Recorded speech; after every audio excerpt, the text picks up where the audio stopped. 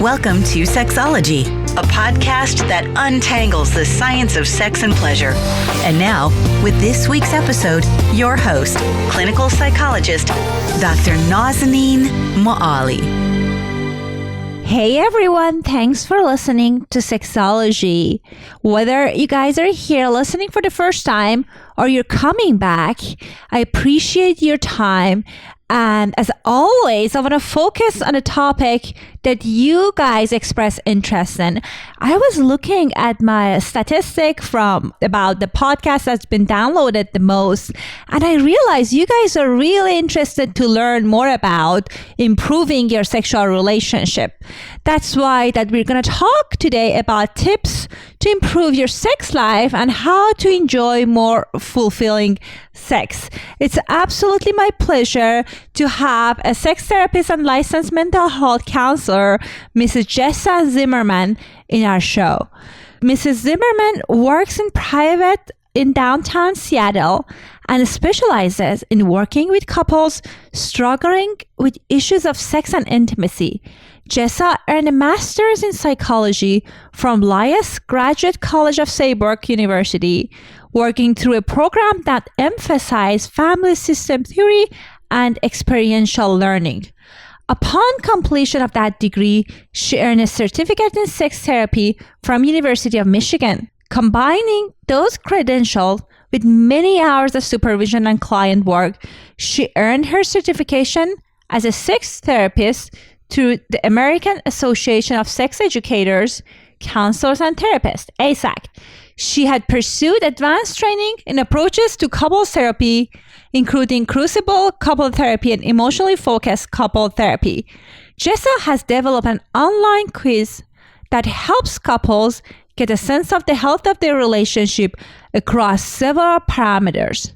One of those measures is sexual avoidance. She's currently writing a book on the topic of the avoidance cycle and how couples can address the issues that cause them to avoid sex so that they can share a fulfilling sex life. Here's my conversation with Mrs. Jessa Zimmerman. Welcome back to another episode of Sexology Podcast. As I mentioned during our introduction, our guest today is Mrs. Jessa Zimmerman, a licensed mental health counselor and a sex therapist. Jessa, welcome to our show. Thank you so much for having me. It's an honor. I am so excited for this conversation. I personally took your quiz and it was fascinating. It actually was different, which was great. So, and I know it was on healthy sexuality. So how did you think about developing that quiz? Well, I guess it's come out of my years in practice with couples. You know, I work pretty much exclusively with couples and sexual issues. And of course, there are themes that emerge. And so as I started to put that quiz together, it just kind of all came out at once. You know, the various parameters that I'm sort of looking at with it and the questions, it all has come out of my work. That was very interesting and enlightening because I took it and I thought I would do really well, but I found some areas that I definitely need to work on. Okay.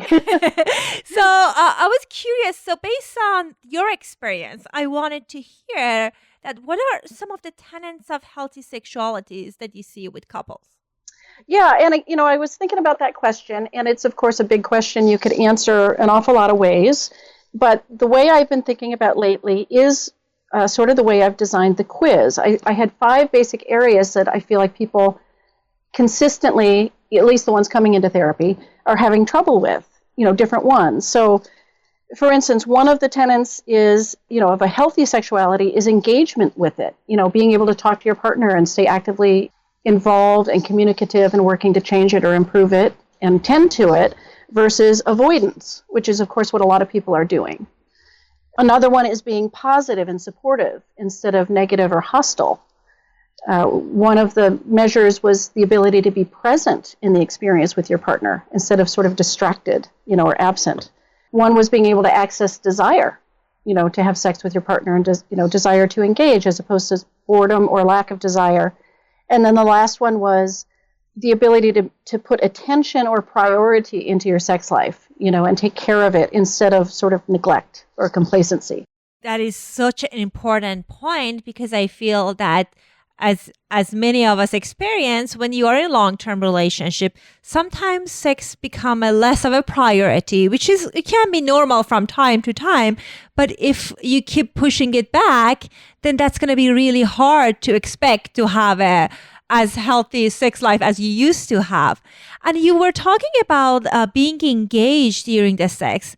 And that's definitely very interesting, because I know that with some of my clients, I recommend them to practice mindfulness. And they're telling me that as long as they are in their fantasy world, they're able to do it. But as long as they kind of tune in, they lose interest. What's your thoughts on that? Well, it's definitely something I hear from people, for sure. It is a practice like mindfulness or meditation almost, to bring yourself to be present, especially over time when we have other things in our lives like children, right. Job stress, and just the getting to know somebody really well, and we kind of tune out. We're so used to them, we're not paying attention. So it does take practice to be able to do that. And I also think that over time in a longer term relationship, you have to find, occasionally you need to find new levels of meaning or some new way to be erotic together. It's not about buying a trapeze, but it's about bringing more of your mental energy and getting creative together. That is so important, because if you're having the same sex for decades and decades, it's gonna look like it wouldn't be as exciting. I feel part of excitement is novelty. Right. But you can, I agree with you, but you can also run out of new things to do. Right. I try to, I get clients that sometimes think, we just constantly have to be doing new things, and you'll run out of that.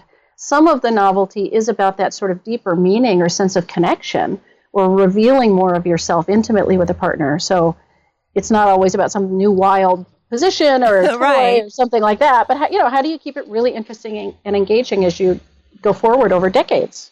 It's an important question. Yeah, and I love you talking about how creating a deeper connection can help with increasing intimacy.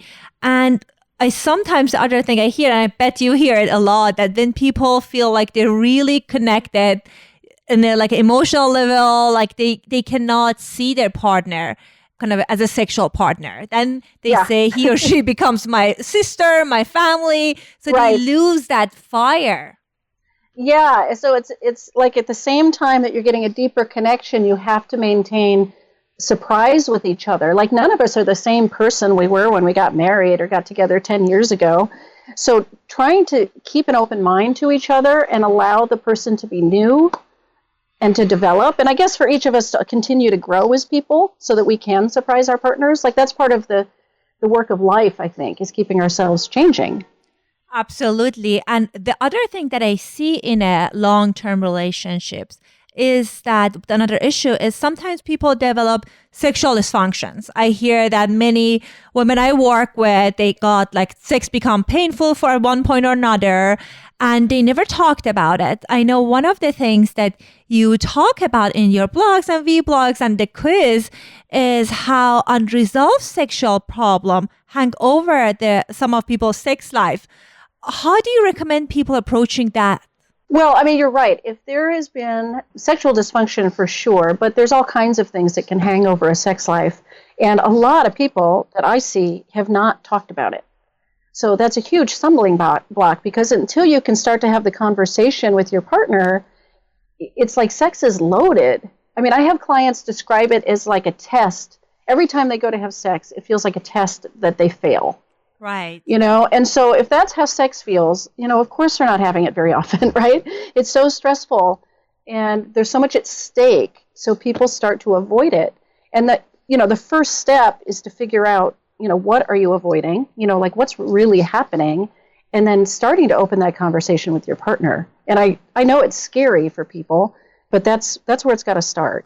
Right. And I feel sometimes people, they don't have they don't know how to approach the topic. I know sometimes I work with more traditional conservative families, and the wife thinks it's going to affect the husband's masculinity if they're going to bring up the issue. But as you said, it's so important to be able to talk about it. Do you have any recommendations as far as the useful way that people approach that?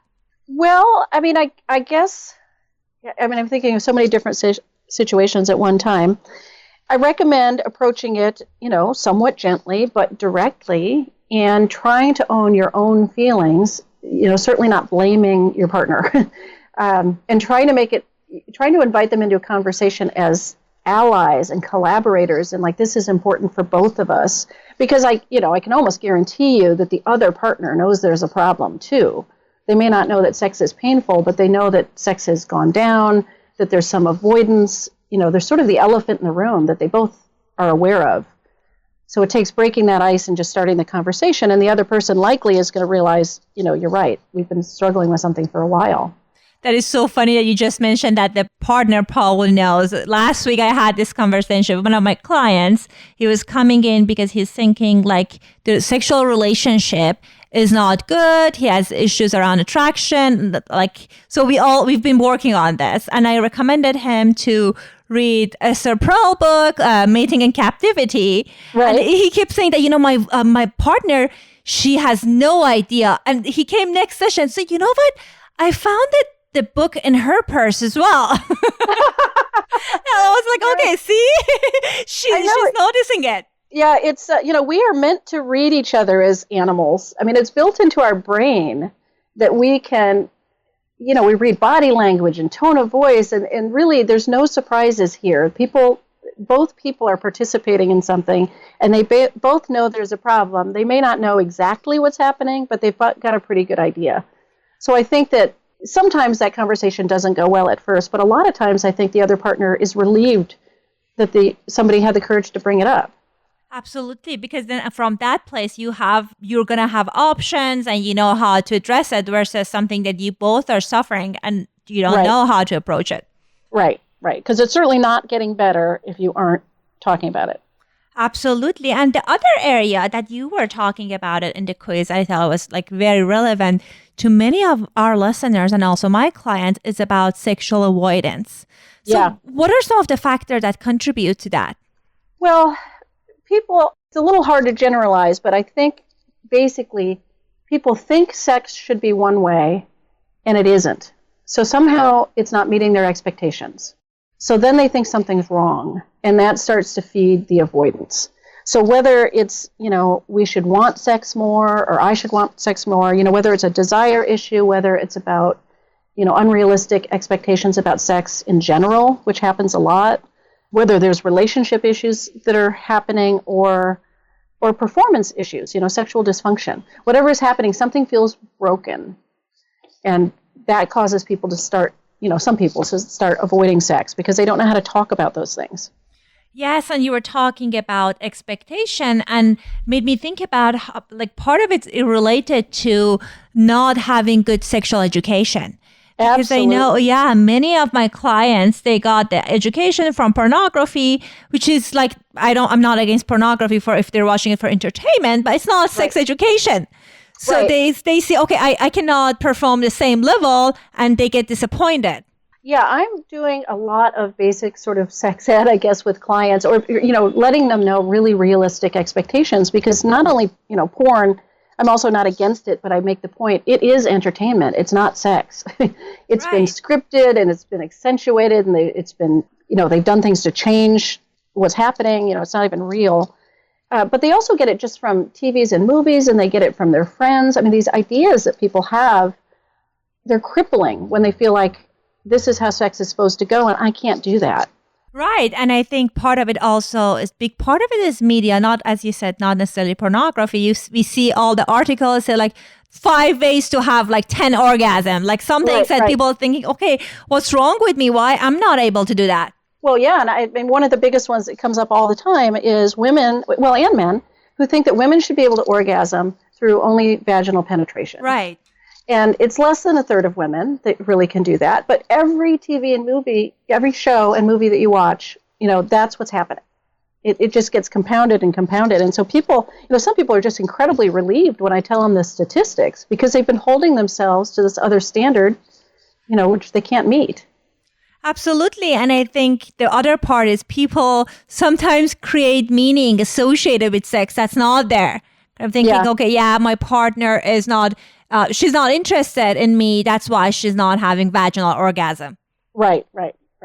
Yeah, everybody's stories around this stuff, and none of it gets challenged until they start to talk about it or get the information, coming into a therapist, for instance. We can correct this for people and let them know what's really happening. And, don't you find that tons of your couples are relieved when you say other people are struggling with this? Absolutely. This is common, right? Yeah, and it's one of those areas that I constantly hear how much misinformation people have about it. Right. Well, I was just going to say, so there is a huge role for just basic sex education and giving people realistic expectations about what sex should be like. Right. And the other thing is, so for our listeners that they find themselves stuck in the sexual avoidance, what are some of the ways to change that? Well, it's going to start with conversation, or maybe we could start with reflection, like getting a really good idea of what they're avoiding. What are the issues and the expectations that they have that they're feeling bad about. So they might have that kind of clarity. But then it's got to start with a conversation with their partner and saying, hey, we're not having sex as much as we used to, or I can tell that it's loaded, or that you're hesitant to initiate, or I am, or, just to introduce that in a way that says, let's solve this together. Let's start having the conversations and give ourselves some space to figure out how to, have solutions. Right. And the other area that I see sexual avoidance sometimes after infidelity. And sometimes people kind of stop having sex after that because it's just so painful. How do you help people to kind of navigate and start having sex after kind of going through that cycle? Oh gosh, that's sort of a whole different that's a whole different ball of wax, right? But you're right. A lot of people are very hesitant to re-engage sexually because they've got to feel like something is different now. Like how are they going to know this isn't going to happen again if they decide to even stay in the relationship? So I guess, I certainly work with infidelity in my practice a lot, and I try to get some real ownership of what happened from both people. And they've got to have some sort of experience of growth and self-confrontation that gives a reason to trust again. The other thing, don't you find too in your practice that some people end up having a lot of sex after infidelity? Oh, absolutely. Initially, for sure. Right. Almost as if let's make ourselves feel better or prove that this is going to be okay, or sort of the opposite can happen too. Right, and they get confused. For example, sometimes one thing that happens is my clients, when they realize there was infidelity, they want to know everything, and they kind of dig deeper and deeper. And one thing happens that they learn about the other sexual encounters that their partner had, and they found themselves aroused for some reasons, and they start having more sex. I think part of it is because of that they want to get the validation. They want to say, I'm good enough. But sometimes I wonder if there's something else there. Like what? I'm kind of thinking about that, kind of seeing the partner kind of from the different perspective, kind of imagining him in that or her in that light. Maybe it's arousing, but I see it often. I always kind of contemplate about, okay, what is that about? Well, it does remind me of what Esther Perel writes about, which is all of a sudden this is a new person. Generally, they didn't expect their spouse to do this, and sometimes there is something revealed that there's often in an affair, a different part of the person gets to be expressed, right? So that's a part that has been a mystery to the spouse, and so all of a sudden, the one that had the affair looks different and new and might be more attractive. Right. And then, but the issue is when they, the more they know, it more challenging it gets for them to engage in those behaviors. Yes, it certainly can be. It can be. And certainly part of the discussion from my perspective at some point is what did get revealed about the adulterer's preferences and eroticism, and that maybe they struggle to express with their spouse. There's some important stuff to glean from what happened in the affair to bring back to the couple's relationship and sex life when they're ready. Yeah. And do you see people recover from that, sexually? Did you have that experience in your practice? Oh, yeah, I do. I don't know what the odds are. I'm just trying to think if it's 50-50 that people stay together or apart. I suppose most people that come into therapy, they have a better shot. They've already made a decision to invest in the relationship and not just end it because of an affair. But yeah, I do see people come through an affair, sort of stronger than ever. And I think at that point they might even say it was a gift, but boy, it sure doesn't feel like that when they're doing that hard work.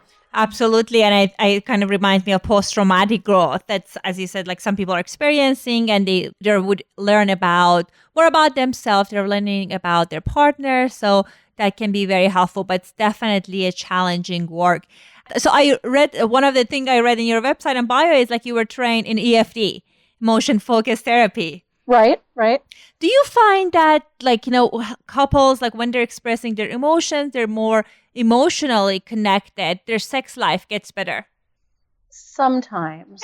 I see a pause there. Well, because I believe that, and I should say it's not like I use EFT that much. I more use the crucible technique that I learned with David Snarsh. Oh, interesting. Okay. That's an aside. But sometimes that level of emotional connection sort of opens up a sex life. But my feeling is, you've probably heard this too. People will go to marriage counseling and work on their communication and get all kinds of things straightened out, but their sex life doesn't get better. But somehow when they come in and address their sex life and they really take themselves on and whatever has to happen so that they can show up sexually with their partner, that ripples out to the rest of their relationship. Definitely. Yeah, so as part of why I think, my interest in sex therapy, I like to work in the arena of sex because I feel like it has a lot of leverage for change. It's a really powerful leverage point. Right, and I definitely agree with you. Sometimes I hear clients, they've been in couples counseling for years and they have excellent communications, but the challenges on sex life is there. And sometimes makes me wonder about the importance of having a conversation about sex, having the right kind of vocabulary, because I know that many people grew up in a sex negative environment. They're not comfortable talking about sex. So how can they kind of start communicating in a healthy way with their partner around their sexuality? Right. That is a big challenge because obviously part of the reason people are avoiding sex is because they're not talking about it. And a lot of time they're not talking about it because they've never talked about sex. I mean, I get a lot of clients who show up in my office and have never spoken about sex with their partner. They've been struggling for, 10, 15 years, and they've never talked about it. So it takes that courage to open the door. I often recommend that people, you know what I recommend a lot? I don't know if you've talked about this book on your podcast before, but The Guide to Getting It On. Oh, no, I haven't. I heard about it, but I haven't read it. It's heteronormative, so it really is better for heterosexual couples. But it's a fabulous resource, tremendous sex ed book from beginning to end. Really explicit, very informative, all kinds of techniques, but it's also really funny. It's really, really entertaining. Oh. And so I will suggest that people read that book to get vocabulary and context, and it kind of desensitizes them. The way the guy wrote the book, you can't stay squeamish for long. And sometimes I'll recommend people read it aloud to each other. So if they've really, struggled to talk about sex and to use these words and be that specific, there's something about just reading it aloud breaks that down and they start to get more comfortable. Oh, I love that. So they can kind of somehow indirectly at the beginning to start talking, adopting those languages. Right. Because if they're reading the book, they're not talking about them. They're reading somebody else's words, but they're getting used to those words. And the book, you have to see the book, but it's so disarming so quickly that I don't think you could get more than a couple chapters in before you're sort of over that discomfort.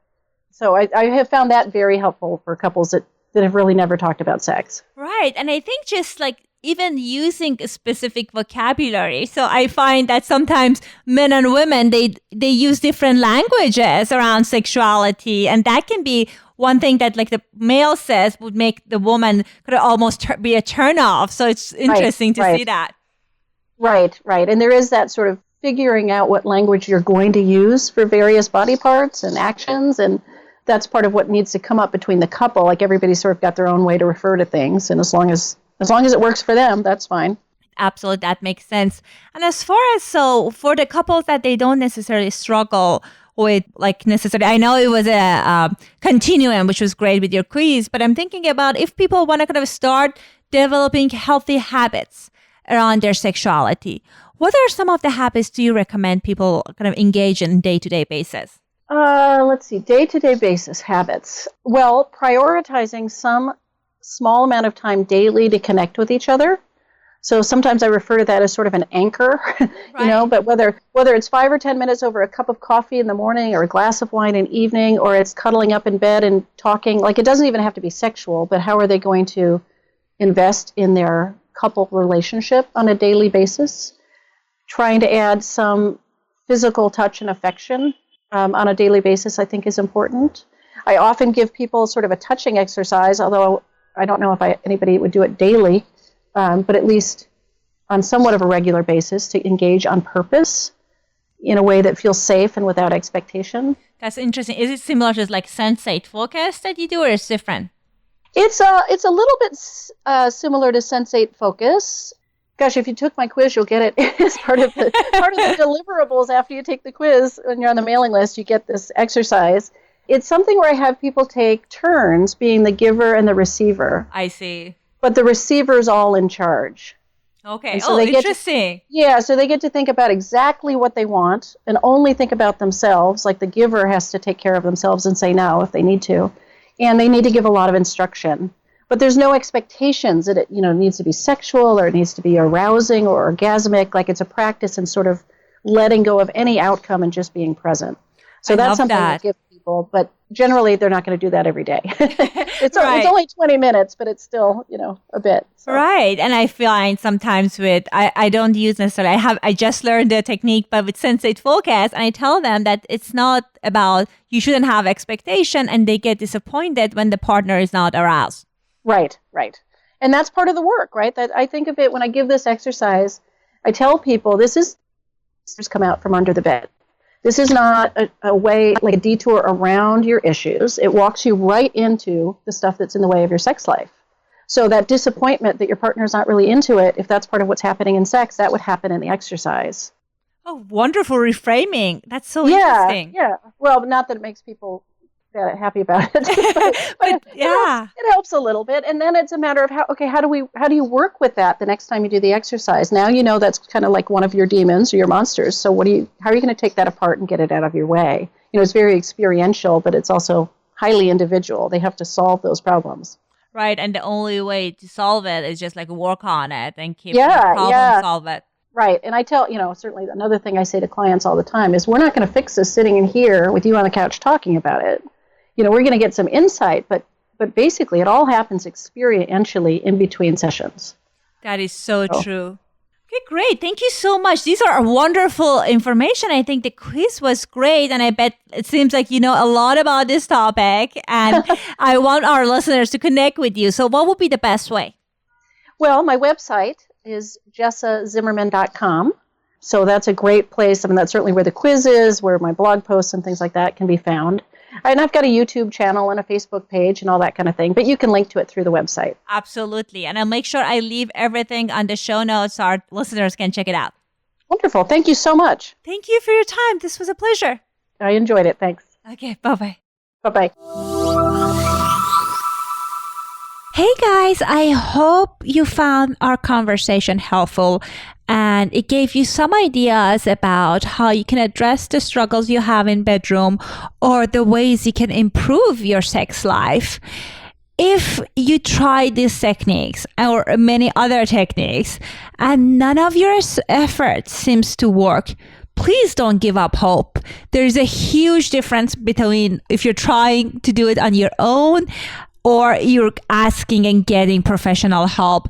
I myself is a huge do-it-yourself person, but sometimes if you find that you're going around in the same loop, it would be a good time to reach out to a sex therapist and get consultation. And some of these issues can easily get resolved in few sessions, so it's worth you giving it a shot. Anyhow, at the end, I wanted to say how much I appreciate you listening. I would love it if you can leave us an honest review in iTunes. It will help this show to move up in iTunes chart, and it will help us to reach more people. And I love you for helping us with that. And I'll talk to you next week. Thanks for listening to Sexology Podcast. For more great content, visit www.sexologypodcast.com. Please Be advised that information presented on this podcast is not a substitute for seeking help from a licensed mental health provider.